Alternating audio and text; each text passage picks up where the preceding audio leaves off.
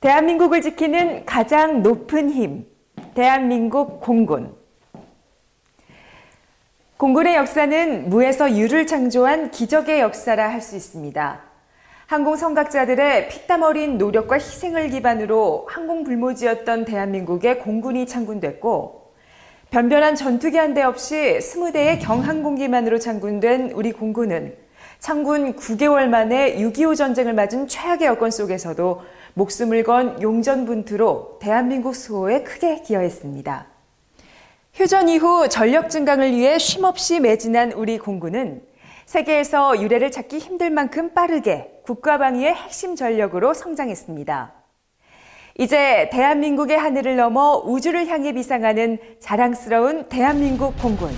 그 기적의 발자취를 지금부터 시작합니다.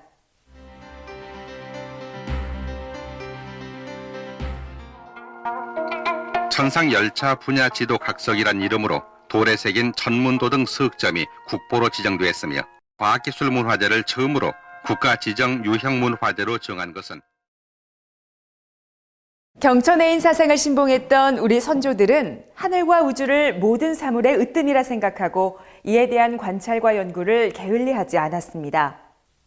우리 선조들의 하늘과 우주에 대한 관심과 과학적 창의력이 결집된 천상열차 분야 지도는 하늘이 있어야 나라가 있다고 생각한 선조들의 생각을 대변합니다.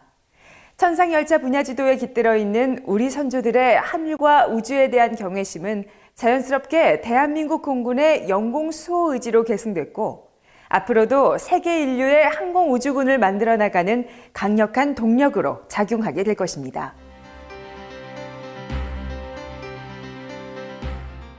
운동에 가는 방법은 공군이다. 공군. 히로이도 천황관저와 동경을 폭격해서 쑥대밭을 만든다. 그래서 세계 여론도 일으키고 그럼 독립이 앞당겨진다. 이게 철칙이었어요. 일제강점기, 중국 상해로 망명한 임시정부 요인들과 항공선각자들은 이역만리 열악한 여건 속에서도 공군력의 절실함을 깨닫고 이를 갖추기 위해 각고의 노력을 기울여 항공 독립운동을 진행합니다.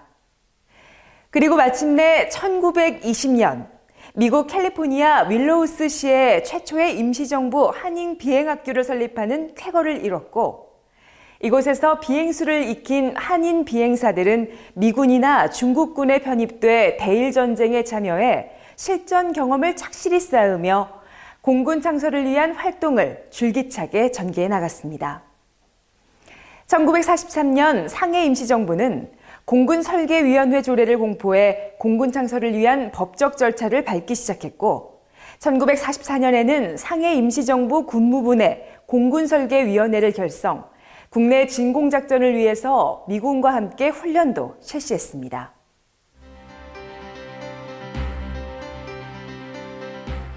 (1949년 10월 1일) 대한민국 공군 창군의 위대한 역사를 열었습니다.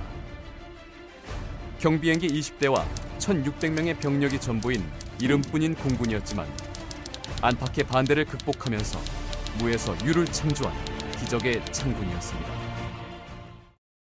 1945년 8월 15일 해방을 맞이한 후 미군정에 의해 통일부가 창설됐지만, 해방된 대한민국의 공군이 필요하지 않다고 판단한 미군정은 육군과 해군만을 창설했습니다. 하지만 공군력의 중요성을 익히 알고 있는 항공선구자들은 공군 창설을 목표로 계속된 노력을 기울인 끝에 1948년 3월 미군정 당국으로부터 조선경비대 경항공기 부대 창설 승인을 받아냈습니다. 그리고 마침내 이승만 초대 대통령의 영단으로 1949년 10월 1일 대한민국 공군이 창설됐습니다. 공군 창설을 주도했던 7인의 주역들은 해방 전 대부분 장성과 영관급 고위 간부의 경력을 가지고 있었음에도 조선경비대 보병학교에서 미국식 신병교육을 다시 받아야 하는 수모를 감내해야 했지만, 공군 창설이라는 일념으로 굳게 뭉친 7인의 항공 간부들은 의연하게 미군정의 요구를 받아들였고, 신병교육을 마치자마자 조선경비 사관학교에서 장교 후보생 교육을 이수한 후 소위로 임관해 항공부대 간부로서 본격 활동했습니다. 숱한 어려움 속에서도 공군 창군을 포기하지 않고 한마음 한뜻이 되어 공군력의 중요성을 알리기 위한 노력을 기울인 결과 대한민국 공군이 탄생한 것입니다.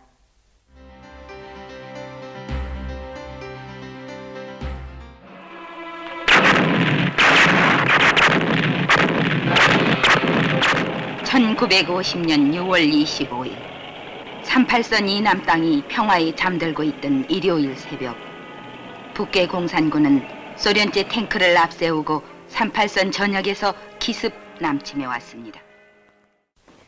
참모총장으로 임명된 김정열 장군은 1,600여 명의 병력, 그리고 20대의 L4, L5 연락기를 가지고 역사적인 첫발을 내딛게 됩니다. 공군 창군 9개월여 만인 1950년 6월 25일 전쟁이 발발했습니다. 전쟁 발발 일주일 후인 7월 2일, 우리 공군은 주일 미군 기지로부터 F-51D 무스탕 전투기 10대를 인수해 다음 날 전투 출격을 개시했고, 단기간에 전투 조종사를 양성한 후 유엔 공군의 당당한 일원으로 연합 합동작전에 참가했습니다. 6.25 전쟁 발발 당시 우리 공군의 전력은 병력 1,897명과 L4, L5 연락기 12대, T6 훈련기 10대가 전부였습니다. 변변한 전투기 한 대도 없었던 공군은 남침하는 적을 저지하기 위해 개전 초 연락기와 훈련기의 후방석에 폭탄을 싣고 맨손으로 폭탄을 던지며 사투를 벌여야 했습니다. 바로 이날이 제10 전투비행전대 창설 1주년 기념일이다. 단기 4284년 8월 1일 사천기지에 창설된 동지연대는 10월 초하루에 동해안 공군기지에 전진, 10월 11일 최초로 원산지구 전투 폭격을 감행한 이래 혁혁한 전사를 남기고 이제 1주년 기념일을 맞이한 것이다.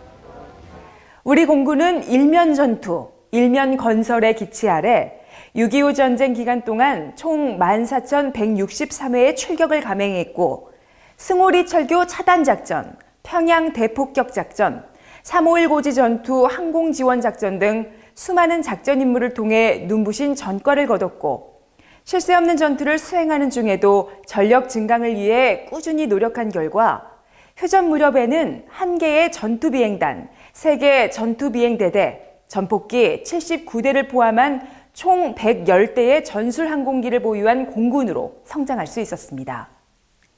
조국의 하늘과 땅, 바다를 지키는 데 혼신을 다한 우리 공군. 총 129명의 출격 조종사 중 39명의 F-51D 무스탕 전투기 조종사들은 쏟아지는 적의 대공포 사이를 누비며 100회 이상의 출격 기록을 수립했고, 25명의 조종사는 임무 수행 중 장렬히 산화하여 조국을 지키는 별이 되었습니다. 6.25 참전 선배 공군인들의 피땀 어린 희생으로 오늘의 내가 있고 공군이 있으며 대한민국이 존재하고 있습니다.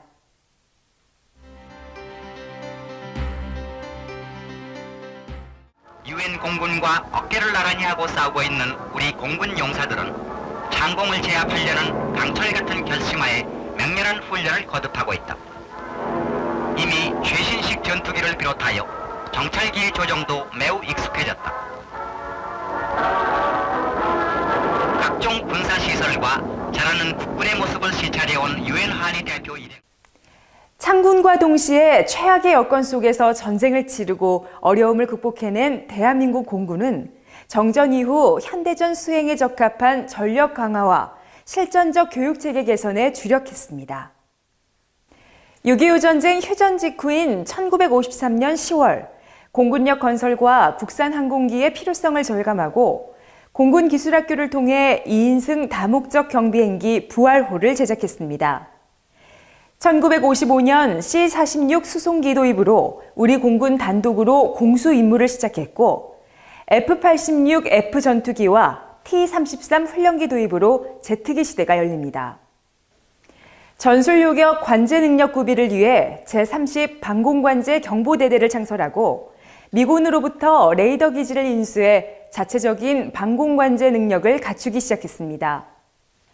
공군대학과 기술교육단을 창설하여 교육체계 확립과 공군 현대화에 주력했고, 1956년과 1958년 공군 본부와 공군 사관학교를 서울 대방동으로 이전해 공군 도약의 발판을 마련했습니다.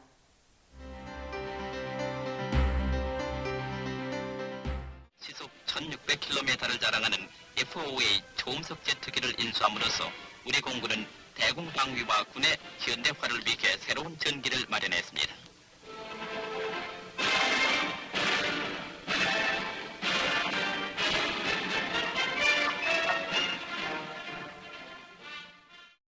(1960년대) 우리 공군은 신예기들을 순차적으로 도입하고 작전사령부와 군수사령부를 차례로 창설하며 군수 지원 체계를 확보하게 됩니다. 1960년대 우리 공군은 F-86D 전천후 요격기, F-5A 전투기, F-4D 전폭기 등 신예기들을 순차적으로 도입하였습니다. 이에 따른 효율적인 작전 통제와 군수 지원 체계 확보를 위해 1961년 작전사령부와 1965년 군수사령부를 차례로 창설하였습니다. 또한 한국군 월남 파병에 따른 항공 지원을 위해 한월간 장거리 공수 임무와 월남 내 공수 활동을 성공적으로 수행하여 공군의 위상을 드높였습니다.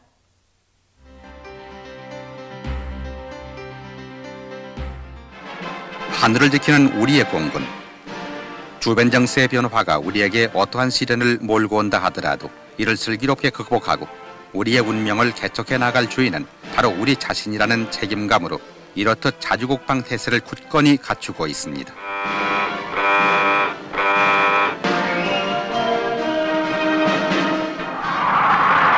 우리 공군은 밤낮을 가리지 않고 훈련을 거듭하며 우리의 하늘을 철통같이 지키고 있습니다.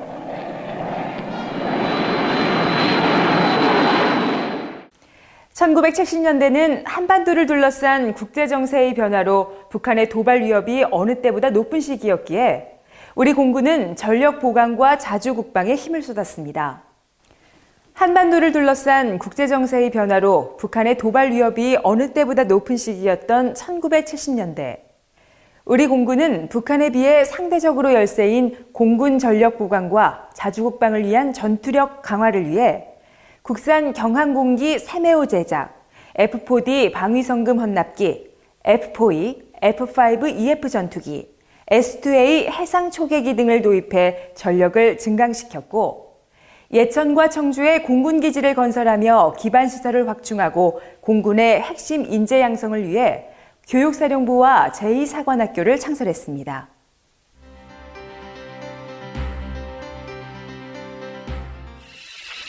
이번에 도착한 F-16 전폭기는 한국에 배치될 48대 중 선발대로서 미 국방성이 주한 미 공군 전력 증강 계획에 따라 우리나라에 배치된 것인데 이로써 북한계의 공군의 선제 기습공격을 막는데 크게 이바지하게 됐습니다. 나머지 F-16 41대는 82년 6월까지 모두 한반도에 배치될 계획입니다.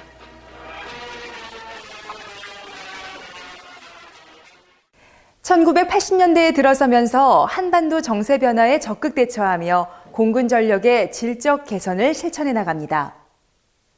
우리 공군은 열세한 대북 항공전력을 보완하고 동서냉전 체제의 와해에 따른 한반도 정세 변화에 적극 대처하기 위해 공군 전력을 질적으로 개선하는 데 노력을 기울입니다. 국산 전투기 제공호의 생산 배치, F-16 전투기와 대량 공수 능력을 보유한 C-130 수송기를 도입 전력화하였고 방공 관제 체계의 자동화와 한국 전투작전 정보센터의 설치를 통해 유사시 신속한 제공권 확보와 작전 지원 능력을 확충했습니다. 노후화된 교육 환경 개선을 위해 공군사관학교와 교육사령부를 청주와 진주로 이전했고 통합 방위 능력을 높이기 위해 공군 본부를 계룡대로 옮겼습니다. 또한 88 서울올림픽 행사를 맞아 각종 항공 지원 활동을 통해 대회 성공에 기여하기도 했습니다.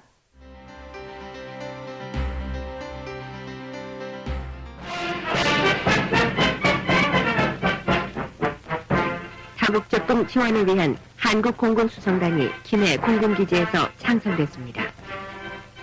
공군의 C-130 허큘리스 수송기 정비사 등 수송요원 150명으로 구성된 공군수송단은 걸프 지역에 파견돼 평화회복에 이바지하게 됩니다. 1990년대 우리 공군은 국민과 함께 세계 속으로 비상을 시작합니다. 1990년대 우리 공군은 국가방위 핵심 전력으로서의 역할 수행과 항공우주군으로 도약하기 위한 기반을 다졌습니다.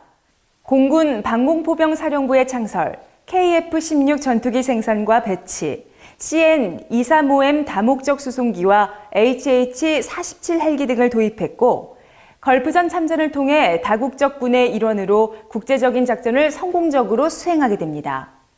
또한 96 서울국제에어쇼 개최를 통해 대국민 공감대 형성과 동시에 전 세계의 우리 공군의 위상을 드높였습니다. 우리 공군 단독으로 수행하는 대규모 공중전투 훈련, 소링 이글 훈련이 시작됐습니다. 특히 오는 16일에는 킬체인 개념을 적용한 대규모 공격 편대군 훈련이 예정돼 있는데, 이때 적의 핵심 전력과 도발 원점에 대한 타격뿐 아니라 이동형 미사일을 상정한 훈련도 실시할 계획입니다.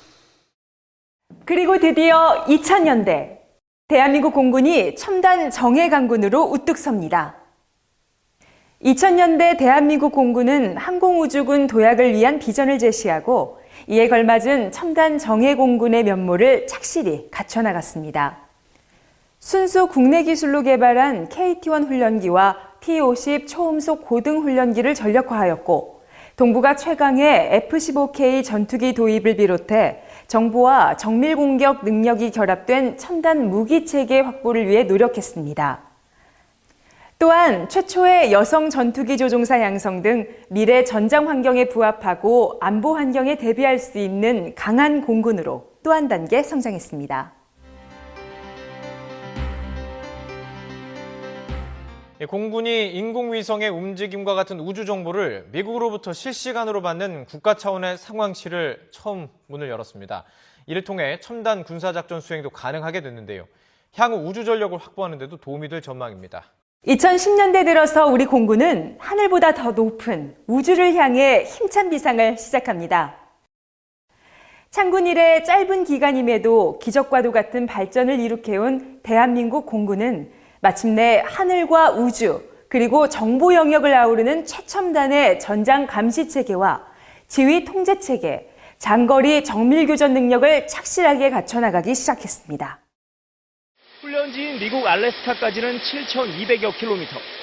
미국 공군 공중급유기의 도움으로 7차례 연료를 공급받으면서 논스톱으로 8시간을 비행하는 데 성공했습니다. 우리 전투기 최초의 해외 연합 훈련. 38년째를 맞은 올해 레드플래그는 한국과 미국, 호주와 일본의 공군이 가상의 적 홍군에 맞서 실전과 다름없는 훈련을 벌입니다.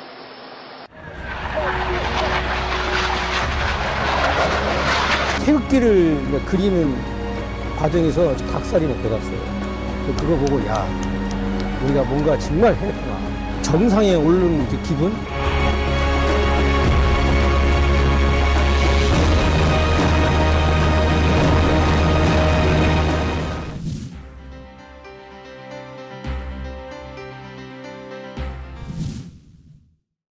오늘날 대한민국 공군은 자타가 인정하는 정예 강군으로 성장하였습니다.